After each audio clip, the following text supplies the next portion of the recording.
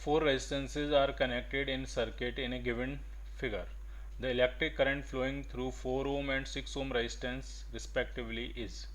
ठीक है, सिंपल है, चार रेजिस्टेंस है, चार चार के दो हैं और छः छः के दो हैं, और इस तरह से कनेक्ट कर दें। और ये पूछ रहे हैं कि 4 ओम से कितनी करंट फ्लो करेगी और 6 ओम से कितनी करंट फ्लो करेगी। जो इस 4 से फ्लो करेगी वही इस 4 से फ्लो करेगी, जो इस 6 से फ्लो करेगी वही इस 6 से फ्लो करेगी। क्यों? ये 4 और ये 4 पैरेलल में है, पैरेलल में पोटेंशियल सेम होता है, रेजिस्टेंस भी सेम है दोनों का 4 और 4, तो करंट भी सेम होगी। इसी तरह से 6 और 6 ये दोनों पैरेलल में है, पैरेलल में पोटेंशियल सेम होता है, रेजिस्टेंस भी सेम है, तो इन दोनों में करंट भी सेम होगी। ठीक, तो कुल मिला के कहने वाली बात यह है कि यहाँ से जो भी करंट जाएगी, अभी निकालेंगे कितनी करंट जाएगी, वो आधी आधी इन दोनों में बटेगी, फिर ऐड हो जाएगी, फिर टोटल यहाँ हो जाएगी, और फिर से आधी आधी इन दोनों में बटेगी, और फिर ऐड हो जाएगी, और फिर ये बैटरी में वापस आ जाएगी।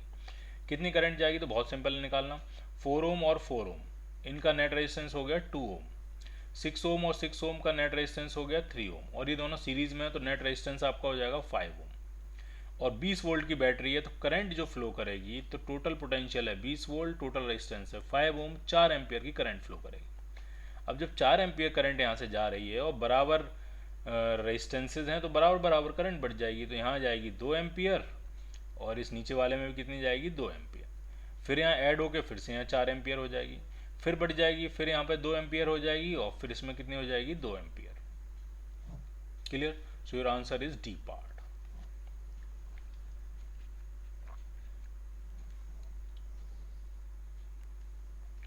The current from the battery in A circuit diagram shown is, ये सिस्टम है और इसमें इस बैटरी से कितनी करंट जाएगी ये आपको बताना है। तो बहुत ही सिंपल है, हम इस पूरे सर्किट का नेट रेजिस्टेंस निकालेंगे, कितने वोल्ट की बैटरी ये पता लग जाएगी, तो कितनी करंट बैटरी से निकलेगी वो पता लग जाएगी। अब उसके लिए क्या करेंगे, तो ये तीनों तो हैं आपके सीरीज में, तो ये 10 ओम, ये 1 ओम 11 ओम, और 7 18 ओम, ये 18 ओम, 18 ओम और ये 6 ओम, ये किस में आ जाएंगे पैरेलल में, तो 18 और 6 का पैरेलल में कितना हो जाएगा, तो 18 इंटू 6 अपॉन 18 प्लस 6 24, 6 4 जा 24, 4 से कैंसिल करेंगे तो ये 4.5 टाइम्स हो जाएगा। तो इन तीनों का सीरीज में हुआ 18, 18 और 6 पैरेलल में होके ये बना आपका 4.5।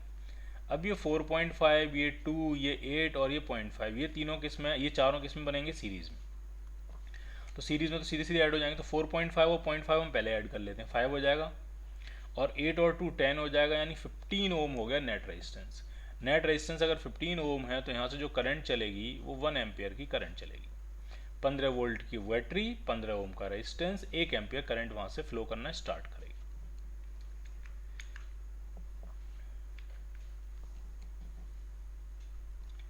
इन the figure given below the current passing through 6 ohm resistor is, ठीक है, ये करंट आपकी जा रही है 1.2 एम्पियर, ठीक, और ये पूछ रहे हैं 6 ओम वाले रजिस्टर में कितनी करंट जाएगी। ठीक है, तो कैसे सेटल कर रहे हैं आराम से समझना है आपको।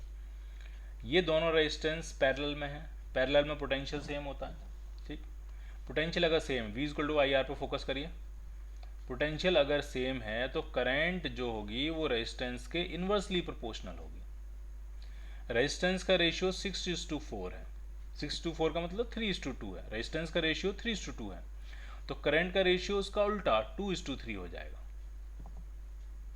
करंट का रेशियो कितना हो जाएगा 2:3, तो 2:3 में करंट को डिवाइड करना है, टोटल करंट आपके पास 1.2 एम्पियर थी, तो ऊपर वाली ब्रांच में कितनी करंट जाएगी, तो वो जाएगी 2/2 + 3 5 इंटू 1.2, और नीचे वाली ब्रांच में कितनी करंट जाएगी, तो वो जाएगी 3/2 + 3 5 इंटू 1.2। तो ये है अपर ब्रांच में करंट, मतलब 6 ओम में कितनी करंट जाएगी, ये है लोअर ब्रांच में करंट, मतलब 4 ओम में कितनी करंट जाएगी। आपसे पूछ रहे हैं 6 ओम मतलब अपर ब्रांच की करंट, तो इसको मल्टीप्लाई कर लेते हैं, ये 2.4 हो जाएगा, अपॉन 5 से डिवाइड कर लेते हैं, तो ये आ जाएगी 0.48 ampere. So your answer is B part. Clear?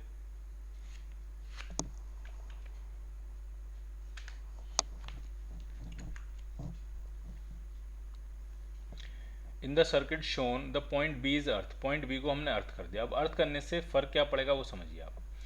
अर्थ कर दिया तो पॉइंट बी का जो पोटेंशियल है वो 0 वोल्ट हो जाएगा। जिस पॉइंट को हम अर्थ कर देते हैं उसको रेफरेंस, अर्थ को हम रेफरेंस मानते हैं, उसका पोटेंशियल 0 वोल्ट मानते हैं, तो पॉइंट बी का पोटेंशियल हो गया 0 वोल्ट। अब आपसे पॉइंट ए का पोटेंशियल आपसे पूछ रहे हैं, क्लियर? ठीक। तो सबसे पहले हम ये निकालेंगे, अर्थ का मतलब ये नहीं कि करंट उसमें अर्थ में चली जाएगी, अर्थ का मतलब सिर्फ यहाँ हुआ ये हुआ कि इस बी पॉइंट का पोटेंशियल 0 वोल्ट हो गया। बाकी करंट जो इस बैटरी से निकलेगी आई करंट, वो इन दोनों रेजिस्टेंस से होती हुई और फिर 10 ओम और 3 ओम से रेजिस्टेंस से होती हुई वापस करंट वापस आएगी। करंट इस लूप में कितनी करंट घूम रही है? आई। ठीक है, जो बैटरी करंट, आइडियल बैटरी का सीधा हिसाब है, जितनी करंट देना है उतनी करंट वापस लेना है, एहसान किसी पे नहीं करना है। पॉजिटिव टर्मिनल से जितनी करंट निकलेगी उतनी ही करंट नेगेटिव टर्मिनल से उसको वापस चाहिए, आइडियल बैटरी। ठीक, तो सबसे पहले करंट निकालेंगे।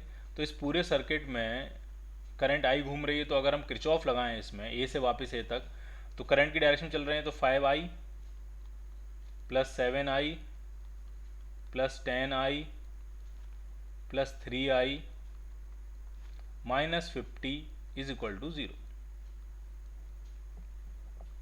तो करंट कितनी बन जाएगी? तो ये हो गया आपका 10i, ये है, और ये 3 और 7 20i, 25i is equal to 50, 2 ampere current आ गई, 2 एम्पियर आपको करंट मिल जाएगी। क्लियर? अब आपसे ए पॉइंट का पोटेंशियल पूछा जा रहा है कितना होगा, तो मैं लिख रहा हूँ VA माइनस VB। ए से बी के बीच का पोटेंशियल डिफरेंस मैं निकाल रहा हूँ, क्योंकि बी का मुझे पता है 0, ए का मैं फाइंड कर लूँगा। तो कितना बनेगा? VA minus VB। तो ए से बी की तरफ जब हम चलेंगे, ए से बी की तरफ जब हम चलेंगे, तो ए से बी की तरफ जब हम जा रहे हैं, तो ये 5i और ये कितना है? 7i। तो ये बना आपका 5i प्लस 5i और प्लस 7i, क्योंकि हम करंट की डायरेक्शन में जा रहे हैं। तो ये आपका हो जाएगा 12i, आई 2 एम्पियर है, तो ये हो जाएगा 24। BV का पोटेंशियल 0 है, क्योंकि B को हमने अर्थ कर रखा है। तो A का जो पोटेंशियल आया वो 24 वोल्ट आ गया, A का potential 24 volt. So your answer is B part. ठीक, एक बार फिर से समझ लीजिए, बी पॉइंट को जो हमने अर्थ किया तो उससे सिर्फ इतना हुआ कि बी पॉइंट का पोटेंशियल 0 वोल्ट फिक्स हो गया। ठीक, बाकी अर्थिंग करने से ऐसा नहीं होगा कि बैटरी की से जो बैटरी के पॉजिटिव टर्मिनल से जो करंट जा रही है वो अर्थ में चली जाएगी, ऐसा बिल्कुल नहीं होगा। बैटरी का सीधा हिसाब है, जितनी करंट उसके पॉजिटिव टर्मिनल से निकलेगी उतनी करंट नेगेटिव में उसको वापस चाहिए। क्लियर?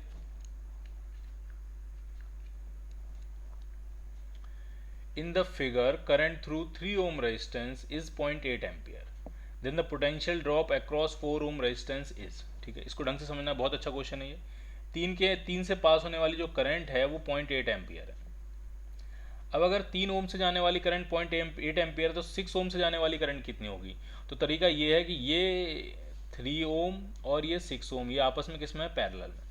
अगर ये आपस में पैरेलल में है तो पैरेलल में पोटेंशियल सेम होता है। पोटेंशियल अगर सेम है तो V is equal to I R, V is equal to I R दोनों का सेम होगा। तो यहाँ जो करंट, यहाँ का रेजिस्टेंस डबल है तो करंट आधी हो जाएगी, इसमें करंट जाएगी आपकी 0.4 एम्पियर। अदरवाइज आप पोटेंशियल बराबर करके देख लो, इसमें इसको मल्टीप्लाई करो, इसका पोटेंशियल और इसके करंट I मान के, I इंटू 6, तो यहाँ से I की वैल्यू आ जाएगी 0.4 एम्पियर। तो यहाँ से करंट कितनी जाएगी? तो ये 0.8, यहाँ 0.4, तो ये करंट आपकी हो गई 1.2 एम्पियर। और यही पूछ रहे हैं कि इसके अक्रॉस पोटेंशियल ड्रॉप कितना होगा। तो जो पोटेंशियल ड्रॉप होगा वो V equal to I R, I है आपका 1.2 एम्पियर और आर है आपका 4 ओम, तो ये 4.8 वोल्ट का पोटेंशियल ड्रॉप आ जाएगा। So your answer is C part.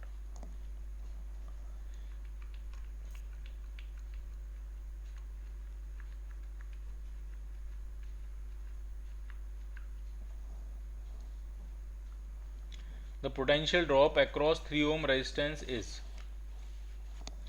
3 ohm के अक्रॉस पोटेंशियल ड्रॉप कितना होगा ये आपसे पूछा गया है। ठीक है, तो देखिए कैसे सेटल करेंगे, आराम से समझना।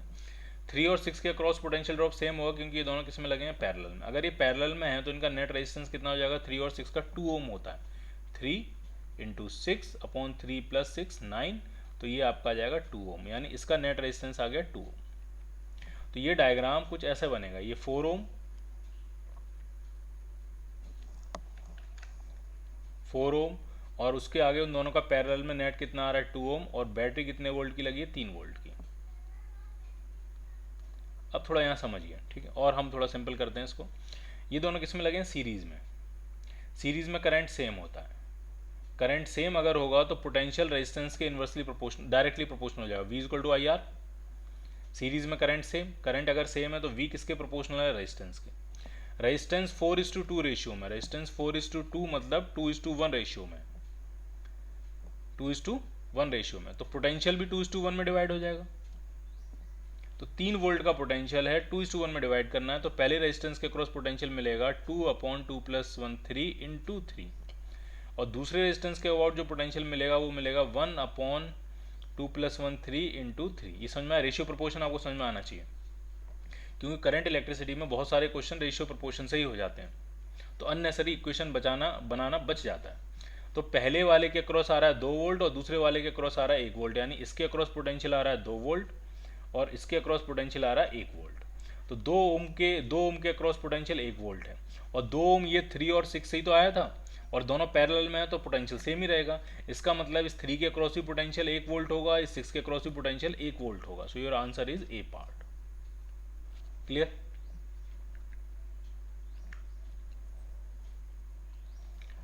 For the network shown in the figure the value of the current I is, current I यहाँ से कितना निकलेगा ये आपसे पूछ रहे हैं, ये आपको नेटवर्क दिया है। तो इसको आप गौर से देखोगे तो ये बैलेंस व्हीटस्टोन ब्रिज है, क्योंकि 4/6 का रेशियो वही होता है जो 2/3 का होता है। R1/R2 = R3/R4, 4/6 = 2/3। तो ये जो बीच का रेजिस्टेंस है ये यूजलेस है, तो ये 4 ओम यूजलेस है, इसको हम हटा सकते हैं। तो जैसे आप इसको हटाओगे यहाँ से तो ये 4 और 2 ये सीरीज में कितना हो जाएगा 6 और 6 और 3 9, ये भी 6 और 3 ये भी सीरीज में, ये भी कितना हो जाएगा 9। तो ऊपर तो हो गया 6 और नीचे हो गया 9 और ये दोनों किसमें पैरेलल में, तो इनका नेट आ जाएगा 6 × 9/6 + 9 मतलब 15। कैंसिल करते हैं 3 से, 3 2 = 6, 3 5 = 15, तो ये आपका आ गया 18/5 ओम। और V वोल्ट की बैटरी है तो करंट पूछ रहे हैं, करंट कितना होगा, करंट हो जाएगा वोल्टेज अपॉन रेजिस्टेंस 18/5, 5 ऊपर आ जाएगा तो 5B/18 एम्पियर करंट फ्लो करेगी। So your answer is B part.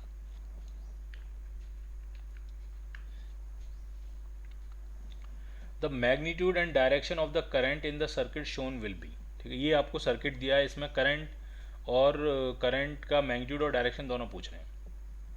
तो इसमें 2 बैटरी लगी हैं, एक बैटरी तो है आपके पास 10 वोल्ट की और एक है 4 वोल्ट की, और दोनों अपोजिट पोलरिटी से कनेक्टेड है। मतलब 10 वोल्ट वाली कह रही है मुझे करंट ऐसे फ्लो कराना है क्लॉकवाइज, क्योंकि पॉजिटिव टर्मिनल उसका इस तरफ है, और 4 वोल्ट वाली कह रही है कि नहीं मुझे करंट ऐसे फ्लो कराना है एंटी क्लॉकवाइज, क्योंकि पॉजिटिव टर्मिनल उसका इधर है। तो ऑब्वियसली जो बड़ी बैटरी है उसी की डोमिनेंस चलेगी, तो इसमें जो करंट फ्लो करेगा वो क्लॉकवाइज ही फ्लो करेगा। मैंने कहा चलो आई करंट फ्लो कर रहा है और इसी करंट की वैल्यू आपको बतानी है।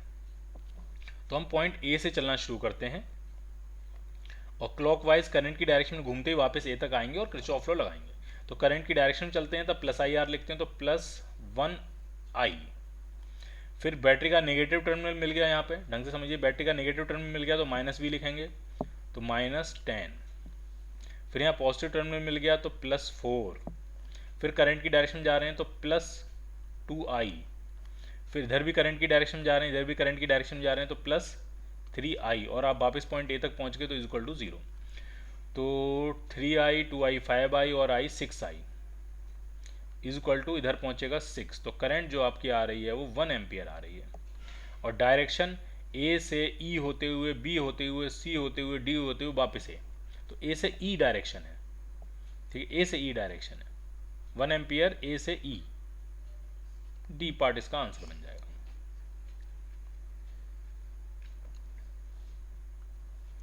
किरचॉफ्स फर्स्ट लॉ क्या था, जंक्शन रूल। जंक्शन रूल में क्या होता था कि किसी भी जंक्शन पे नेट करंट का एल्जेब्रिक सम का, या सभी करंट्स का एल्जेब्रिक सम, या नेट करंट, जितनी करंट उस जंक्शन पे इनकमिंग होती है उतनी करंट उस जंक्शन से आउटगोइंग होती है, या करंट का जो नेट एल्जेब्रिक सम होगा वो 0 होगा, सिग्मा I = 0। तो वो किस पे बेस्ड है, वो कंजर्वेशन ऑफ चार्ज पे बेस्ड है, क्योंकि चार्ज जंक्शन पे एक्यूमुलेट नहीं हो रहा, तो पर सेकंड जितना चार्ज इनकमिंग है उस जंक्शन पे, पर सेकंड उतना ही चार्ज क्या होना चाहिए, आउटगोइंग होना चाहिए। तो ये डिपेंड है कंजर्वेशन ऑफ चार्ज। जबकि किरचॉफ का जो लूप रूल है, ठीक है, जिस पॉइंट से चलते हैं उसी पॉइंट पे घूम के आते हैं, नेट पोटेंशियल डिफरेंस 0 होता है। तो जो लूप रूल है वो कंजर्वेशन ऑफ एनर्जी पे डिपेंड है। तो कंजर्वेशन ऑफ चार्ज किरचॉफ का फर्स्ट लॉ है, कंजर्वेशन ऑफ एनर्जी किरचॉफ का सेकंड लॉ है। तो यहाँ तो फर्स्ट लॉ की बात चल रही है, तो आंसर बनेगा ए पार्ट। इसका अगला ही क्वेश्चन जो है वो सेकंड लॉ पे बेस्ड है, तो सेकंड लॉ जो है वो क्या है, conservation of energy, B part. 47 the figure shows current in a part of electric circuit. कोई इलेक्ट्रिक सर्किट है, उसका एक हिस्सा है, पूरा सर्किट नहीं है ये, और इसमें करंट आई के बारे में आपसे पूछ रहे हैं। तो सिंपल है, किसी भी हिस्से में अगर आप देखोगे आइसोलेट करके, तो नेट इनकमिंग करंट और नेट आउटगोइंग करंट बराबर होनी चाहिए। तो यहाँ से इनकमिंग करंट है 2 और 2 4 एम्पियर, 4 एम्पियर इनकमिंग करंट है। तो सिस्टम से आउटगोइंग करंट भी 4 एम्पियर होनी चाहिए। यहाँ पे 1 एम्पियर, यहाँ 2 एम्पियर, तो 2.3 एम्पियर यहाँ हो गई। तो यहाँ पे कितनी जानी चाहिए? 1.7 एम्पियर, तभी टोटल मिलकर 4 एम्पियर बनेगी। तो यहाँ से जो आउटगोइंग करंट होगी वो आएगी 1.7 एम्पियर। अब आप तीनों को अगर ऐड करोगे तो 4 एम्पियर हो जाएगा नेट आउटगोइंग करंट, और 4 एम्पियर ही है net incoming current. So your answer is okay, A part clear.